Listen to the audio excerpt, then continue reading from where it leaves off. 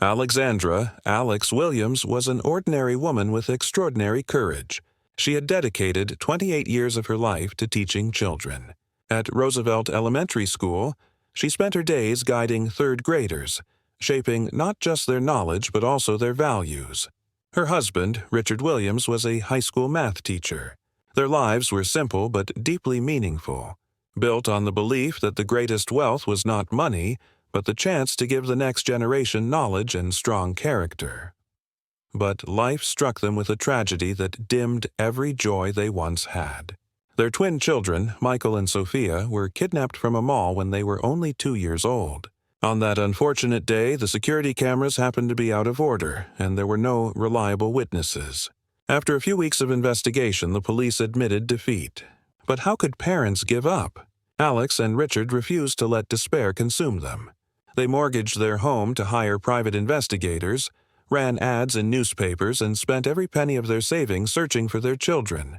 Yet for 28 long years, no trace of Michael or Sophia surfaced. The pain became a lifelong burden. Richard often muttered, "We can't save every child." But Alex never stopped seeing her twins in the faces of the children she taught.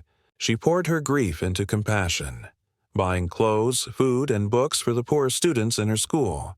For her, every child became a fragile reminder of the ones she had lost.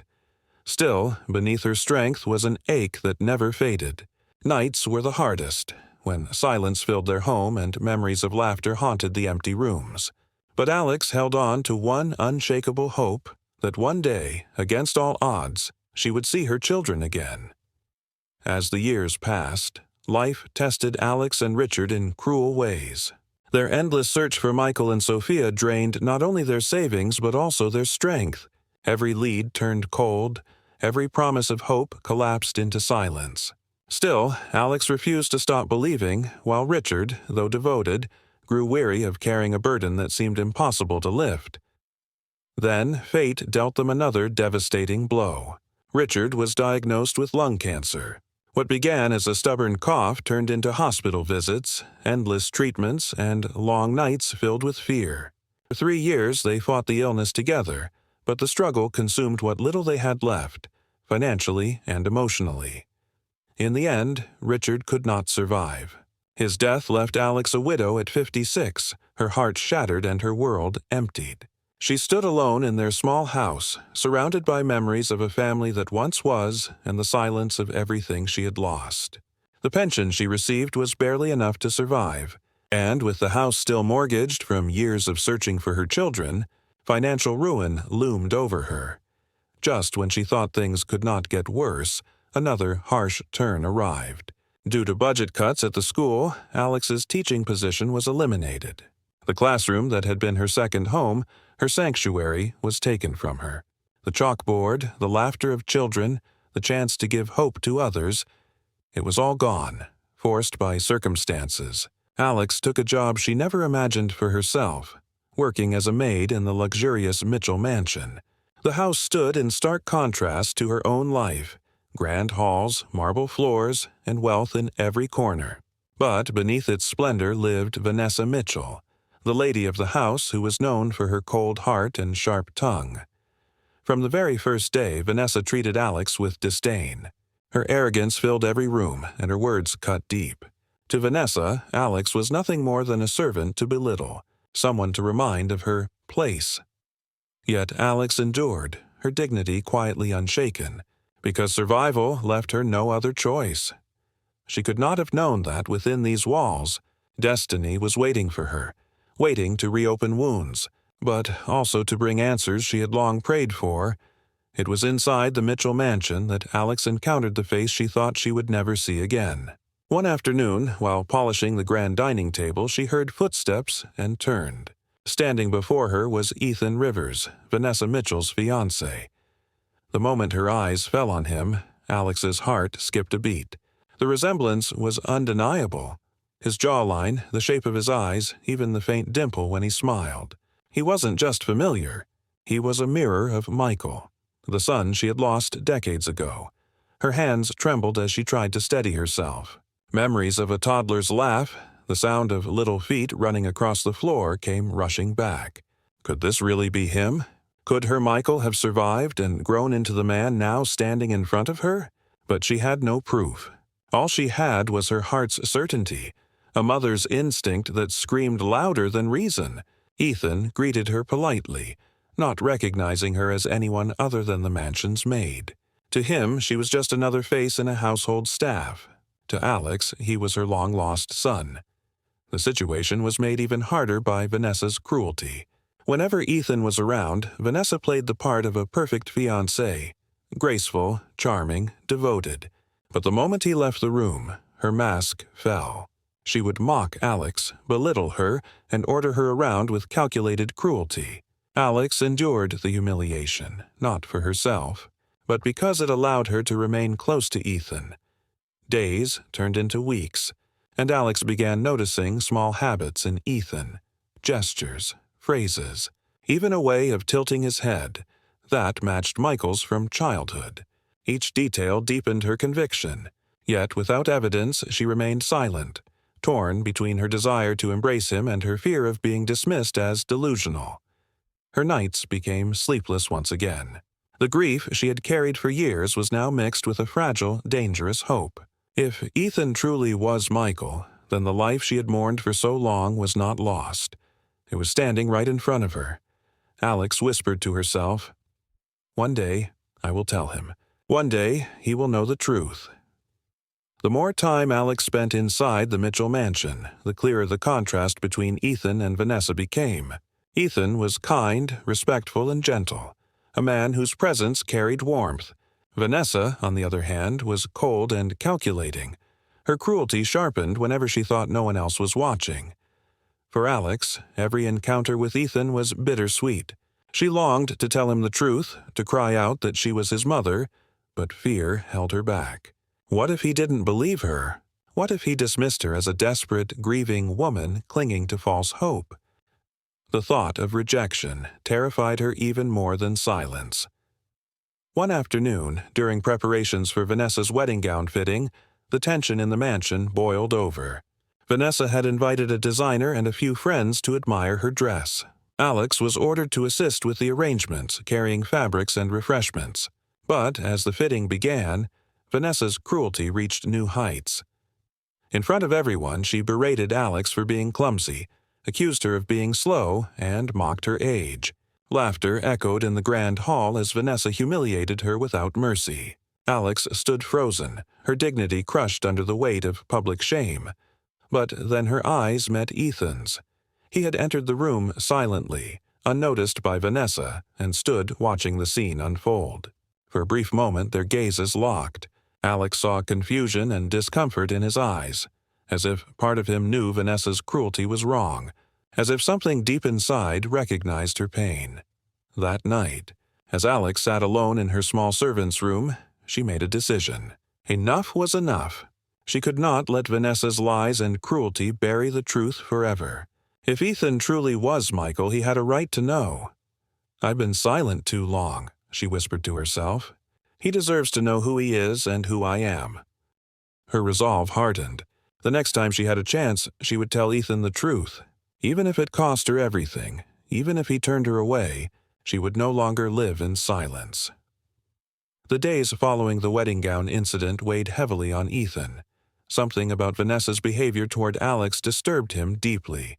The woman he had promised to marry appeared flawless in public, yet behind closed doors, she revealed a side that was cold and merciless. The contrast gnawed at him. Alex, too, carried the memory of that humiliation. But instead of breaking her spirit, it gave her strength. She was no longer willing to remain silent. She knew Ethan needed to hear the truth, even if it shattered everything around them. One evening, when Vanessa was away at a social gathering, Alex found Ethan alone in the mansion's library. He was seated by the fire, reading, his expression distant and troubled. Summoning all her courage, Alex approached him. "Ethan," she began softly, her voice trembling, "there's something I need to tell you. Something I should have said long ago." He looked up, surprised by the intensity in her eyes. "What is it, Alex?" Her breath caught in her throat. The words were heavy, but her heart pushed them forward. "You are not who you think you are. You are my son, my Michael. You were taken from me when you were only 2 years old." Ethan froze, his book slipping from his hands. "What are you talking about?" His voice was sharp, confused, almost defensive. Tears welled in Alex's eyes. "I know it sounds impossible, but I recognize you. The way you smile, the way you tilt your head, even the small scar above your eyebrow. I carried you, I raised you for 2 years. A mother never forgets her child." Ethan's heart pounded. The certainty in her voice unsettled him. He wanted to dismiss it, to believe it was a fantasy born from grief. Yet part of him hesitated. Something about her words, her gaze, felt undeniably real. "I don't know what to say," he muttered, standing to pace the room. Alex stepped closer, her voice steady despite the tears. "You don't have to believe me now. Just look into your past. Ask questions. The truth will find you." Ethan stared at her, torn between doubt and a stirring deep within him that he could not explain. For the first time, he questioned everything he thought he knew about himself. The revelation Alex had shared lingered in Ethan's mind like an echo he could not silence. That night he barely slept. Every word she had spoken replayed endlessly, colliding with the carefully constructed truth of his life. By morning, doubt had taken root, and he knew he needed answers. At breakfast, Vanessa noticed his distracted state. "You seem restless," she commented lightly, sipping her coffee. Ethan forced a smile. "Just work matters," but it wasn't work. After she left, he made a decision. He would investigate his past, quietly. He didn't want Vanessa to know until he was certain of what he might discover. He began with the people he had always considered family. He called the man who had raised him, his so-called uncle, Richard. Richard's voice carried hesitation when Ethan asked simple questions about his childhood. "Where did I live before you took me in? Who were my real parents?" Ethan pressed. Richard cleared his throat. "Ethan, why dig into the past? We gave you everything you needed. Isn't that enough?" The vague response only deepened Ethan's suspicions. "You never answered my question," he said sharply. There was a long silence before Richard muttered, "Some things are better left buried." The conversation ended abruptly, leaving Ethan shaken. He realized Alex might not be delusional after all. Later that evening, he found himself staring at the old scar above his eyebrow in the mirror, the one Alex had mentioned. He had never questioned it before, but now it felt like a silent witness to a forgotten history. Confusion and anger churned inside him. Who was he really? Why had no one told him the truth? As he wrestled with these thoughts, Alex quietly approached him in the corridor. Her eyes were soft, full of both sorrow and hope. "You spoke to him, didn't you?" she asked gently. Ethan hesitated, then nodded. He avoided my questions. "It's as if he's hiding something." Alex placed a trembling hand on his arm. "Because he knows the truth, and he fears losing you if you discover it." Ethan looked at her, his mind torn between loyalty to the life he had always known and the possibility of a truth that could change everything. For the first time, he felt the walls of his reality beginning to crumble. The days that followed grew heavier for Ethan. Every conversation, every glance carried a hidden weight. He found himself studying Alex in ways he never had before. The warmth in her eyes, the gentleness of her voice, the unspoken love that seemed to radiate from her. Could she truly be his mother? One afternoon, Ethan decided to take a drive alone. He needed air, space to think. Instead of heading toward the city, his car drifted toward the outskirts where the neighborhoods grew older, quieter. Without realizing it, he ended up near the very street Alex had once lived on, the place she had described in hushed, trembling words. He parked the car and stepped out, walking along the cracked sidewalks. The air smelled faintly of earth and old wood, as if time itself lingered there. He stopped in front of a small, weathered house. Though it was now occupied by strangers, something inside him stirred. A vague, almost painful familiarity brushed against his heart. Children played nearby, their laughter piercing through his haze of confusion. For a brief second, he imagined himself among them, running, stumbling, laughing, while a young woman with kind eyes called his name. Michael. The vision vanished as quickly as it came, leaving him shaken. That evening, when he returned to the mansion, Vanessa noticed his silence. "Ethan, you've been so distant lately," she said, frustration hidden beneath her polished tone. "I just needed time to think," he replied curtly. Vanessa's eyes narrowed. She suspected more than he admitted, but she chose not to press further. Instead, she smiled sweetly, masking her irritation. Later that night, Ethan sought Alex in the garden. She was seated on a bench, her hands folded in her lap, as if waiting for him. "I went to the street you told me about," Ethan said quietly. Alex's breath caught. "And did you feel it?" He hesitated, then nodded. Something was there. A memory, maybe. "I don't know how to explain it." Her eyes filled with tears, but this time they were tears of hope. "Because your soul remembers, even if your mind cannot." For the first time, Ethan allowed himself to sit beside her, not as a stranger, but as a son on the fragile edge of rediscovery. The mansion was alive with preparations for Vanessa and Ethan's upcoming wedding. Luxurious flowers, shimmering lights, and endless decorations filled every corner. Guests, designers, and planners moved about with hurried energy, while Vanessa reveled in the attention, issuing commands as though she were already queen of the household. For Alex, however, these days were suffocating. Vanessa made sure her tasks were endless. Polishing silver, scrubbing floors, ironing gowns, each job designed to wear her down. When Ethan was present, Vanessa softened her tone, playing the part of a gracious fiancée. But the moment he turned his back, she became venomous again, seizing every chance to belittle Alex. One afternoon, as Alex carefully arranged the lace on Vanessa's gown, Vanessa smirked. "Tell me, Alex, do you ever regret not having a family of your own? I mean, real children, ones who stayed." The words cut like a knife. Alex froze, her hands trembling, but she forced herself not to break down. Vanessa's cruelty was deliberate, meant to dig into wounds that never fully healed. Later that evening, Ethan noticed Alex's swollen eyes. "What happened?" he asked, concern flickering in his voice. "Nothing," Alex whispered. She didn't want him to see her pain, not yet, not until the truth was undeniable. But Ethan's instincts grew sharper. Doubt began creeping into his heart about Vanessa. Why did she always treat people beneath her with disdain?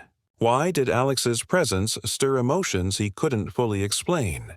The turning point came during the wedding gown fitting. Surrounded by designers and assistants, Vanessa made a spectacle of humiliating Alex. "She can't even hold a pin properly," Vanessa scoffed loudly, ensuring everyone laughed. Alex's face burned with shame, but deep inside, something shifted. Enough was enough. That night, alone in her small servant's room, she looked into the mirror and whispered to herself, "It's time. I cannot stay silent anymore." She made a decision.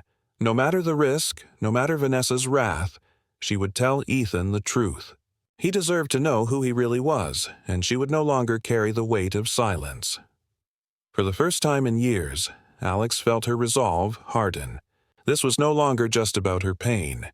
It was about reclaiming her son, her family, her life. The following days were tense and filled with silent battles. Ethan became more observant, noticing details he had previously ignored. Vanessa's behavior was increasingly suspicious, her control over every detail, her careful monitoring of his interactions, and the subtle way she tried to isolate him from anyone who could influence his perspective. Alex, meanwhile, watched from the shadows, gathering courage. She had seen enough of Vanessa's duplicity to know that her son needed to understand the truth. Every small act of cruelty from Vanessa only confirmed her suspicions. The woman cared nothing for Ethan's happiness and everything for her own agenda. One evening, Ethan caught Vanessa speaking in hushed tones on the phone. "Make sure he stays distracted. Once the wedding is finalized, everything will be ours," she said sharply, her voice tight with urgency. Ethan's blood ran cold. The words pierced him deeper than any previous hint of suspicion. Her love, he realized, was a facade. She wanted wealth, status, and control. Not him. That night, he confronted Alex quietly in the garden. "Mama, I think she's been lying to me. She doesn't love me. She just wants what I have," he whispered, his voice heavy with frustration and pain. Alex's heart ached but also felt a sense of relief. Finally, Ethan was seeing the truth. "I feared as much," she said softly. "But now you know, and knowing the truth is the first step to protecting yourself and your family." Together, they began planning carefully. They could not rush, for Vanessa was cunning and manipulative. Every move had to be precise, every action calculated. David and Amelia joined them, offering their help to gather evidence and ensure Alex and Ethan were not alone in this fight. Ethan's resolve hardened. For the first time, he saw the danger clearly, not as a vague unease, but as a tangible threat. Vanessa was not just a manipulative fiancée. She was a woman willing to harm those who stood in her way. The once vibrant mansion now felt like a battlefield. Alex and Ethan were no longer passive participants. They were ready to reclaim what was rightfully theirs, and the battle for truth and justice had only just begun. The tension inside the Mitchell mansion reached its peak one stormy night.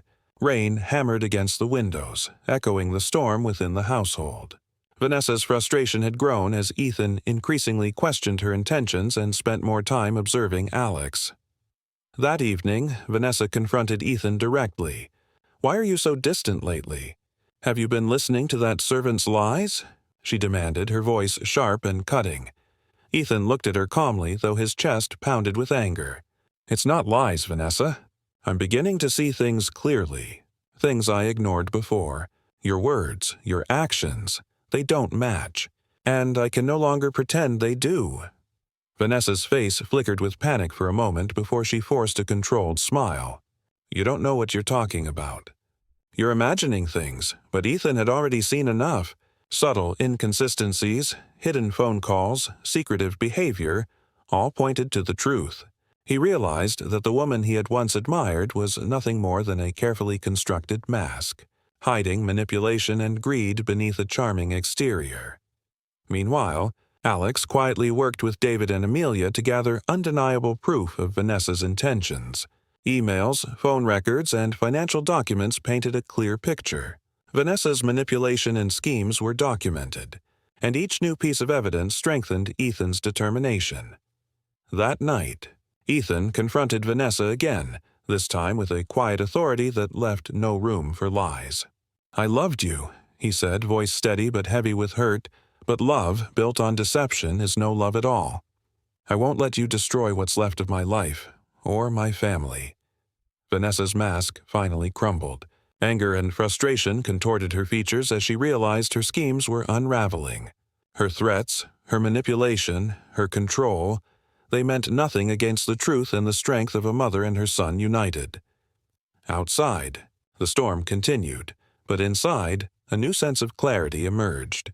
Ethan understood now that the battle was not just about exposing Vanessa. It was about reclaiming his identity, his family, and the life that had been stolen from him. With the evidence in hand, the next few days moved quickly. The authorities were alerted, and the web of Vanessa's deception began to unravel. Emails, phone records, and financial transactions confirmed everything. Her manipulation, greed, and calculated cruelty were all documented. Vanessa tried one final performance, insisting she was the victim of jealousy and false accusations. But her words rang hollow against the undeniable proof. The police took her into custody, and she was formally charged with fraud, harassment, and endangering others. Ethan watched the proceedings quietly. The anger he had held for years now blended with a strange sense of relief. Finally, justice was being served, and the danger that had hovered over him and Alex was removed. Delilah, having witnessed the entire ordeal, felt a deep sense of peace settle over her. Years of worry, fear, and heartache began to lift. She had endured Vanessa's cruelty, the grief of losing her children, and the struggle of raising herself alone. Now, it felt as though the long-awaited balance was returning to her life. During the court hearings, Vanessa's manipulative tactics became clear to everyone present. The judge, stern and resolute, sentenced her to 2 years in prison with mandatory psychological treatment. He emphasized that her behavior was dangerous and warned that she must not come near the family again. With Vanessa removed from their lives, the mansion no longer held its oppressive weight. Ethan could finally think freely, and Alex could breathe again without fear of constant humiliation. But the greatest miracle was yet to come. Using old police files, DNA databases, and careful investigation, Alex and the team finally located Sofia, now known as Isabella Martinez. She had been raised by a loving Spanish family who had adopted her shortly after the kidnapping. They had given her a life full of care, love, and opportunity, and she had grown into a remarkable young woman dedicated to helping foster children. The reunion between Alex and Isabella was nothing short of miraculous. 30 years after their separation, the bond of mother and daughter endured. Tears, laughter, and overwhelming emotion filled the room as the wounds of decades began to heal. The reunion between Alex and Isabella was deeply emotional. 30 years of separation, pain, and longing melted away in a single embrace. Isabella's voice trembled as she whispered, "I never forgot your lullabies. Your voice stayed with me, always."